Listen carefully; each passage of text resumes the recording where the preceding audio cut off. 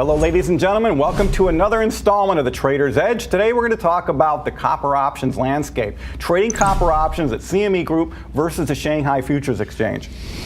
Real quickly though, there's some interesting obstacles that one should know about if you're North American based here or in a time zone other than Asia. Offshore entities are not allowed to trade the Shanghai Futures Exchange if they don't have a WFOE, otherwise known as a wholly foreign owned enterprise designation. So that might make things a little bit different. Movement of capital in and out of China to post margin for positions.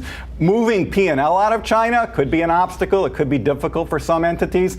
Lack of margin offsets if you're long on one exchange and short on the other is another. One of the key advantages to trading positions here at the CME Group, whether you do copper futures and copper options with it, is you would have margin offsets. Many of our futures contracts, when they're spread against other futures contracts or options, you would actually have some margin offsets. So that's a very, very valuable thing in terms of conserving precious capital.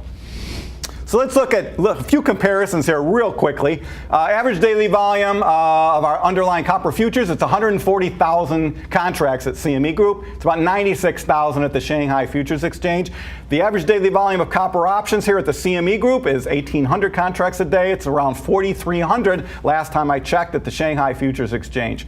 Prior year ADV, though, was under 200. We've instituted a market maker program and an options initiative in copper options, and we have grown dramatically. The growth rate's like 800% over the last year. We did 100 to 200 a day in copper options at CME Group. Now we're up to almost 2,000 a day, and the open interest is 25,000 contracts. Prior year ADV on Shanghai, there's no information because it's a relatively new contract. It just started trading in September of this year, so there's no comparison and therefore no growth rate. The operating history of the CME Group's about 180 years. Shanghai's been in business about 20 years. So another important difference here, and this is where traders can really maybe take advantage of some opportunities if they can get past some of the obstacles we talked about, but the differences in the bid-offer spread or differences in volatility. The implied volatility of the CME Group copper options at the money, the January 9, 2019 contract as of a day ago, or yesterday, was 20.25%. On Shanghai, it was 16.69. At some point, traders will get into this market and they'll buy the lower volatility and sell the higher volatility and arbitrage that trading opportunity. It could be very interesting, and it could also bring liquidity to both markets. So that will be very interesting to see how that goes forward. We have like I said, relatively new options initiative this year, and volume starting to explode. And the Shanghai options are a little bit new too. So as these markets get more and more critical mass into them, we look for this to narrow. And if people can get in there and spread or arb those two volatility differences, it could be a lot of business for both exchanges. The bid-offer spread in volatility terms, as a lot of options over in Asia are quoted in volatility terms.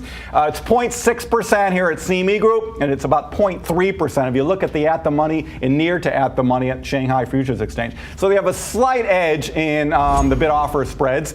But we look for that to change dramatically.